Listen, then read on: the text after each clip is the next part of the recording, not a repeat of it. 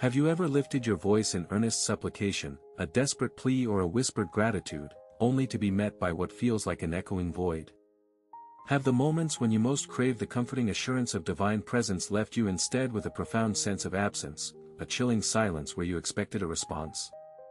It's a deeply human experience, this feeling of being adrift in a spiritual desert, questioning the very nearness of the one you seek. This sense of distance can be disorienting, even terrifying, eroding the foundations of faith and leaving us to wonder if our connection has been severed, if the divine light we once perceived has truly been extinguished. It's in these crucible moments, when the veil between worlds seems thickest and our own inner landscape is shrouded in mist, that we often find ourselves questioning the very nature of our spiritual journey and the steadfastness of the divine love we believe in. We search for anchors, for signs, for any whisper that confirms we are still held, still seen, still cherished, even when our emotional senses are numb and our spiritual sight is clouded. The silence can be deafening, amplifying our doubts and insecurities, making it feel as though our prayers are merely lost echoes in an indifferent universe. It is in these times that the very fabric of our faith is tested, stretched to its limits, and we are compelled to confront the deepest questions about our relationship with the sacred. Consider the profound struggle of Charles Spurgeon, a man whose words have illuminated countless souls and whose faith was a beacon in challenging times. Even this titan of spiritual fortitude knew the sting of perceived divine distance. He spoke openly of seasons when the very heavens seemed closed, when God's presence, usually a palpable reality, felt like a phantom limb, a memory of warmth in the chilling grip of absence. He described periods where faith was not a buoyant vessel sailing on serene waters, but a precarious journey through an unyielding darkness, guided only by a flickering ember of hope. Spurgeon's honesty in admitting these trials offers a profound solace, a testament that even those we hold in the highest spiritual regard grapple with the same human frailties, the same moments of doubt and spiritual desolation. His journey through these arid seasons of the soul is not a story of unbroken spiritual ecstasy, but one of profound resilience, of learning to navigate the silences and to find God not always in the grand pronouncements or overwhelming feelings, but in the quiet, persistent hum of an enduring truth. His writings reveal a man who understood that faith is not solely dependent on emotional highs or immediate answers, but on a deeper, more steadfast commitment to trust, even when the evidence of divine presence seems to have receded. This journey we embark upon today is born from that shared human vulnerability, from those moments when the familiar landscape of spiritual connection shifts, leaving us feeling disoriented and alone.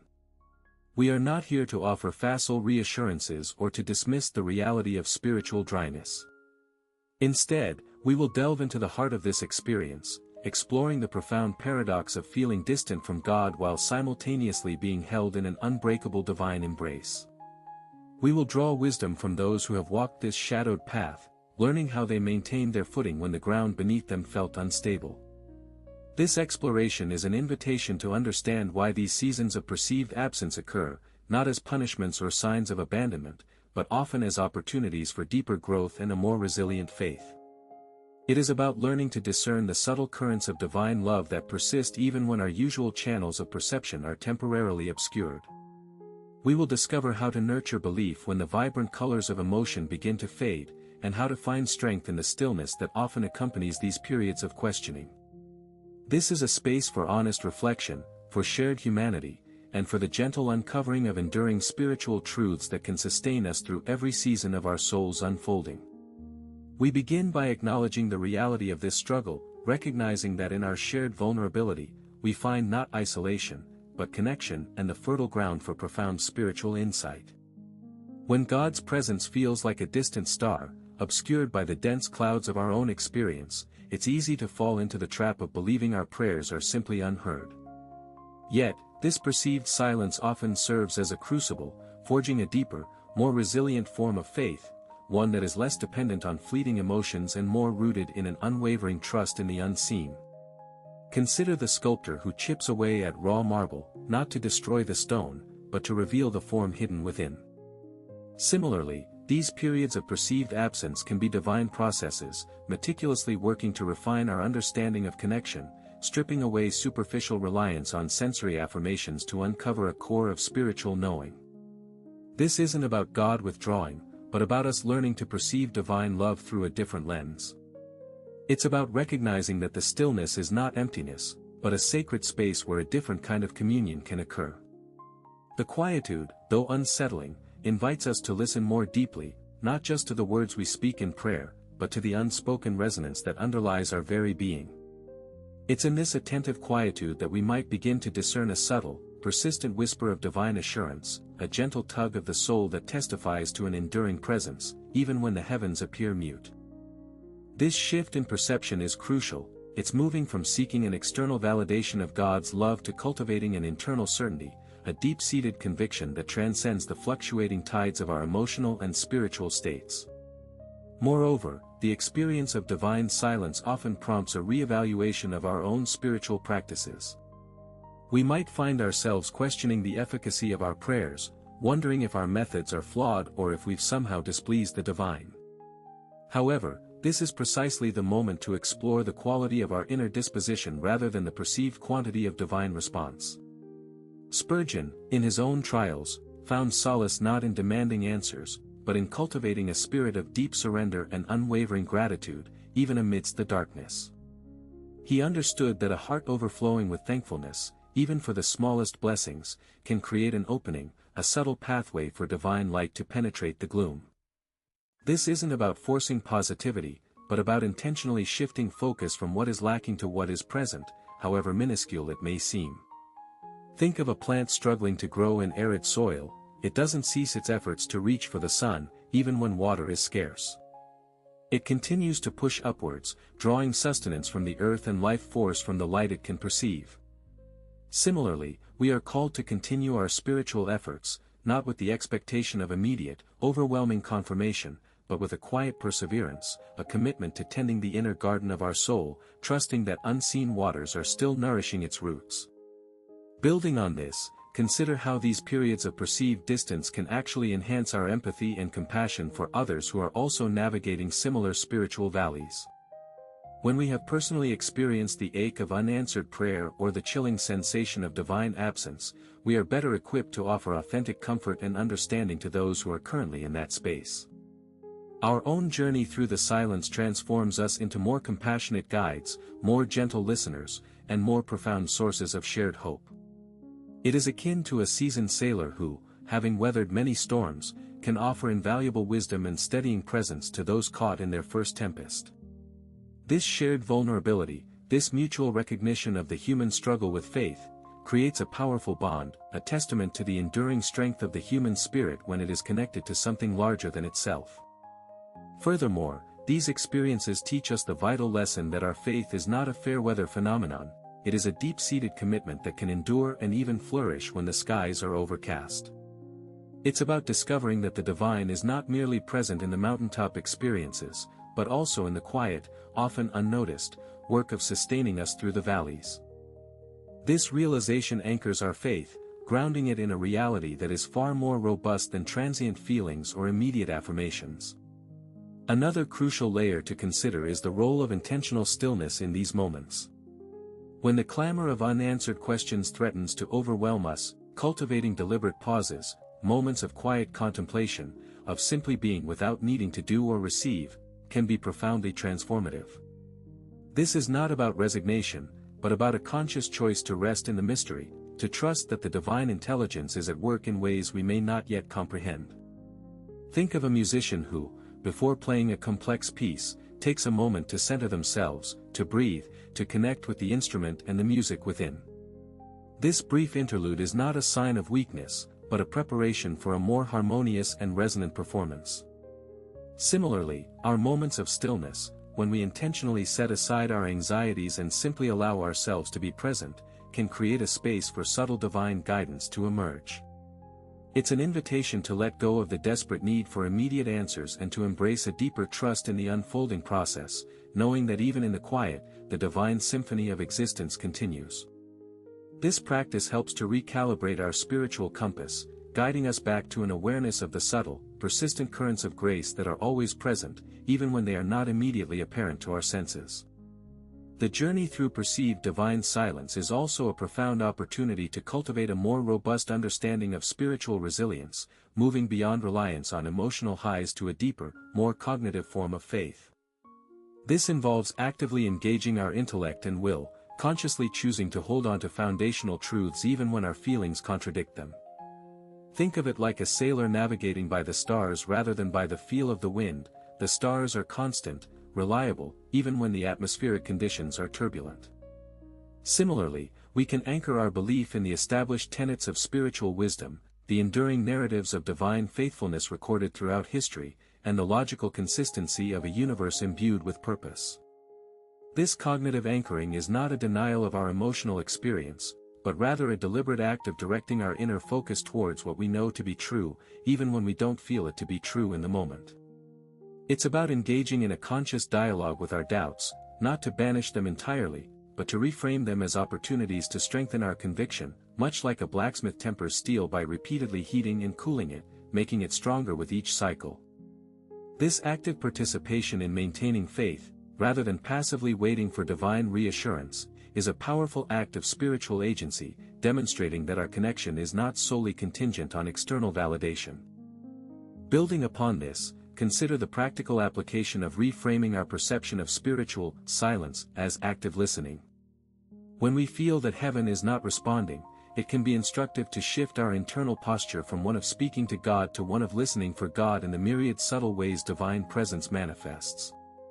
This involves developing a heightened awareness of the present moment, noticing the quiet nudges of intuition, the synchronicities that arise, the inner promptings that guide our actions or offer moments of unexpected peace.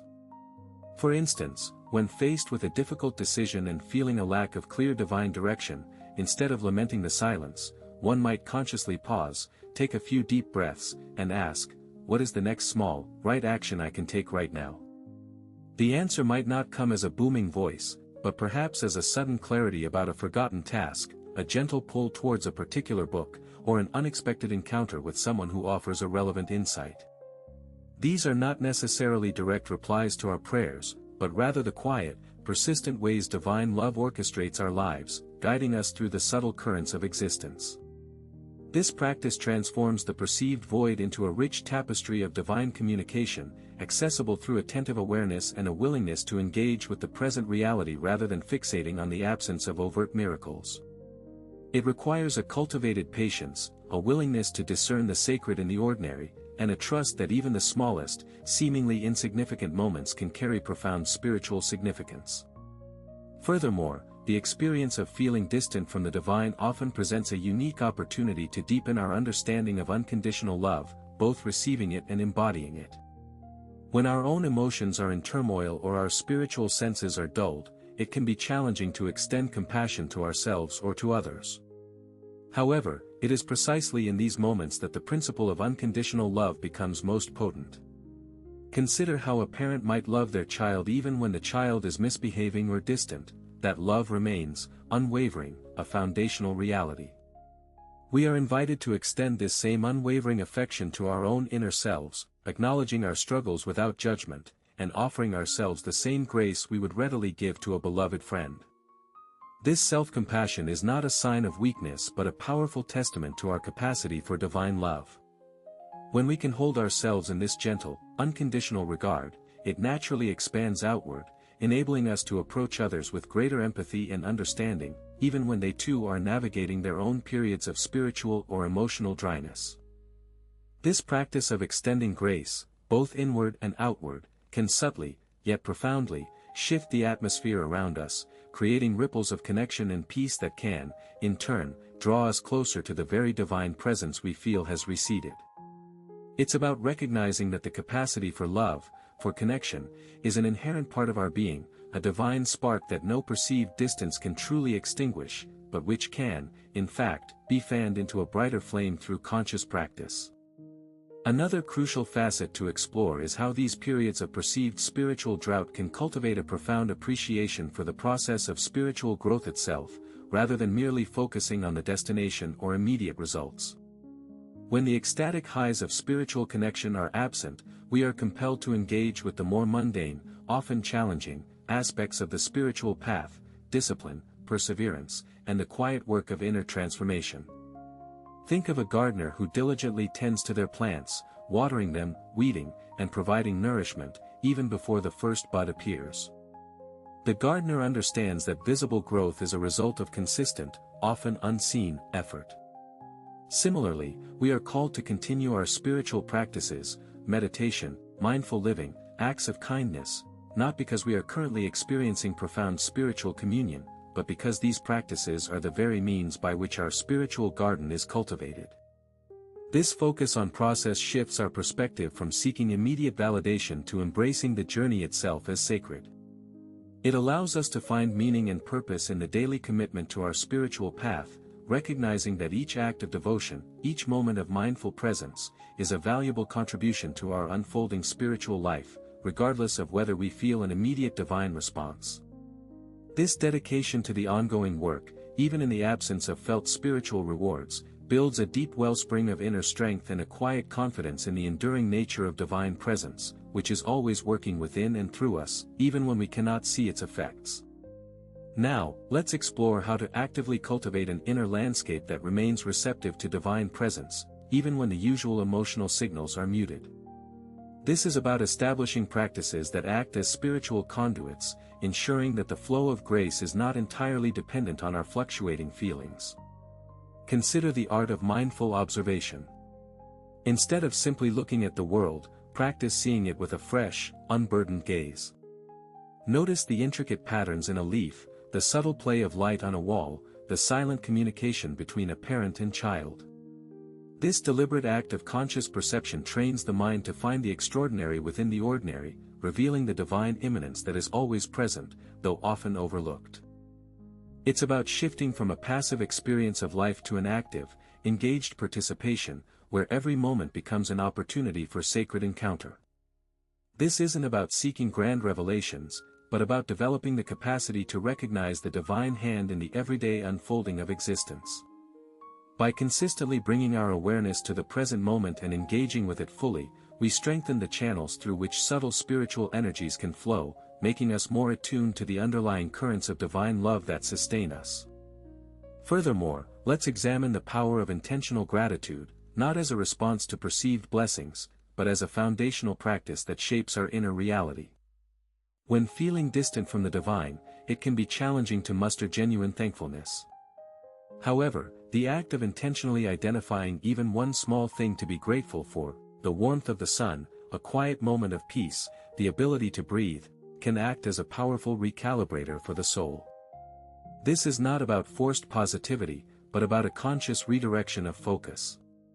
Imagine a compass that has been knocked off its true north. By gently adjusting its needle, we can guide it back to alignment. Similarly, by consciously directing our attention to gratitude, we are nudging our inner orientation back towards the source of all goodness. This practice creates a subtle yet profound shift, opening up the heart to receive the divine nourishment that may have felt inaccessible. It's about recognizing that gratitude is not merely an emotion, but a spiritual discipline, a way of actively participating in the flow of abundance that is always available, even when our current circumstances might suggest otherwise. By making gratitude a consistent practice, even in the face of perceived absence, we build a reservoir of spiritual resilience that can sustain us through periods of doubt and disconnection. Consider, too, the practice of cultivating inner silence through deliberate pauses throughout the day. These are not necessarily long periods of meditation, but brief, intentional moments where we consciously withdraw from the external noise and internal chatter. Perhaps it's pausing between tasks, stepping outside for a breath of fresh air, or simply closing our eyes for 60 seconds to recenter. During these moments, the aim is not to force any particular feeling or outcome, but to simply be present with whatever is arising, without judgment or expectation. This practice is akin to allowing a muddy pond to settle. The sediment eventually drifts to the bottom, revealing the clarity beneath. By creating these pockets of stillness, we allow the turbulent waters of our thoughts and emotions to subside, making space for a subtler, more profound connection to our inner essence and, by extension, to the divine. This regular engagement with stillness trains the mind to recognize the quiet hum of presence that underlies all experience, a constant whisper of divine assurance that can be heard when we consciously create the space to listen. It's about cultivating an inner sanctuary, a quiet refuge within ourselves that remains accessible regardless of external circumstances or internal emotional states. Moreover, let's delve into the application of conscious intention in our daily activities. When we feel a disconnect, it can be beneficial to imbue our actions with a specific, positive intention. For instance, before engaging in a conversation, set an intention to listen with compassion and speak with kindness. As you prepare a meal, intend it to be nourishing not just for the body, but for the spirit. This conscious infusion of purpose transforms routine activities into opportunities for spiritual practice. It's like adding a sacred element to an ordinary task, elevating it beyond the mundane. This practice helps to bridge the gap between our spiritual aspirations and our daily lives, creating a seamless flow of conscious living. By consistently bringing mindful intention to our actions, we are actively participating in the manifestation of divine love in the world, demonstrating that our connection is not a passive reception but an active co-creation. This intentionality acts as a subtle yet powerful anchor, grounding us in the present moment and reminding us of our inherent capacity to bring light and love into every aspect of our lives, even when the feeling of divine closeness seems distant. Finally, consider how embracing the concept of divine detachment can be liberating during these challenging periods. This doesn't mean becoming indifferent or uncaring, but rather releasing the desperate need for specific outcomes or immediate confirmations of divine presence. It's about trusting that the divine intelligence is orchestrating events in ways that are ultimately for our highest good, even if those ways are not immediately apparent or emotionally satisfying. Think of a parent releasing their child to explore the world, trusting in their child's ability to navigate challenges and trusting in their own ability to support them from a distance when needed. This detachment allows us to release the anxiety that often accompanies the feeling of divine absence, freeing us to engage with life more fully and with greater peace. It's about surrendering the illusion of control and placing our ultimate faith in a wisdom that far surpasses our own understanding. By practicing this gentle detachment, we create an inner spaciousness that can, paradoxically, make us more receptive to the subtle manifestations of divine love, allowing it to flow into our lives in ways we might not have anticipated. Reflecting on this journey so far, we begin to perceive a subtle yet profound recalibration of our spiritual perspective. The very essence of our connection to the divine, once perhaps perceived as a direct, unmediated transmission, now reveals itself as a more intricate tapestry, woven with threads of inner disposition, conscious practice, and unwavering trust. We've glimpsed how the perceived absence of overt divine affirmation doesn't signify a severing of bonds, but rather an invitation to refine our capacity for discernment, to listen more deeply to the quiet whispers that resonate beneath the surface of our usual awareness. It's as if the landscape of our spiritual lives, once familiar and brightly lit, has shifted, revealing hidden contours and subtler pathways that require a more attentive, patient exploration. The storms we thought might extinguish our inner light have, in fact, served to temper the very core of our faith, forging a resilience that can withstand the ebb and flow of our emotional and spiritual tides. As we pivot towards the final reflection, it becomes evident that the challenges we've explored are not roadblocks, but rather the very elements that sculpt a more mature and enduring spiritual understanding. The moments of doubt, the periods of perceived silence, are not aberrations from the divine plan, but integral components of a deeper unfolding. They are the unseen forces that carve canyons of wisdom and sculpt mountains of spiritual fortitude within us. The seeds of faith, when nurtured through consistent, conscious practice, even in the absence of immediate sunlight, begin to sprout deeper roots, anchoring us more firmly in the enduring truth of divine presence. This transition is about moving from a reliance on external validation to an internalized knowing, a quiet confidence that arises from having navigated the shadows and discovered that the light, though sometimes obscured, is never truly extinguished. It's about recognizing that the strength we seek is not something to be received, but something to be cultivated from within, nurtured by our unwavering commitment to the journey itself, regardless of the perceived clarity of the path ahead. The convergence of these insights points towards a holistic understanding of our spiritual lives, one that embraces the full spectrum of human experience as sacred ground for divine encounter. In the quiet spaces where heaven's voice seems hushed, where the familiar warmth of divine presence recedes, we discover not an emptiness, but a profound invitation to a deeper communion. This journey, marked by seasons of perceived distance, has illuminated a truth more resilient than any fleeting feeling, that our connection to the divine is not contingent upon the clarity of our senses or the immediacy of our answers. It is, rather, an enduring current, a fundamental resonance that persists even when the surface of our experience is troubled. We have learned that the silence is not a void, but a sacred pause, a crucible where our faith is refined, transmuted from a fragile dependence on emotional highs to an unshakable trust rooted in the very fabric of our being. The whispers we sought in the clamor are found in the stillness, in the deliberate act of presence, in the quiet cultivation of gratitude that reshapes our inner landscape, making us receptive to the subtle, persistent ways divine love orchestrates our lives. The strength we have unearthed is not a sudden revelation, but the steady accumulation of conscious choices made in the face of doubt. It is in the deliberate act of turning our gaze towards gratitude when our hearts feel heavy, in the quiet commitment to mindful observation that reveals the sacred in the mundane, and in the gentle practice of inner stillness that allows the turbulent waters of our minds to settle, revealing the clear depths beneath. These are not mere techniques, but expressions of a soul that is learning to navigate not by the ephemeral winds of emotion, but by the constant stars of enduring spiritual truth. We've come to understand that our faith is not a passive reception, but an active co-creation, an ongoing dialogue where our intentions infuse our actions with sacred purpose, bridging the gap between aspiration and daily life. This sustained engagement, this faithful tending of our inner garden even when the bloom is not yet visible, builds a reservoir of resilience that sustains us, anchoring us in a reality far more profound than transient feelings. The true practice begins now, not as an end to our questioning, but as an embrace of its transformative power. For in the quiet spaces, in the moments when we feel most adrift, lies the profound opportunity to discover the unwavering constancy of divine love, not as a distant echo, but as the very breath that sustains us.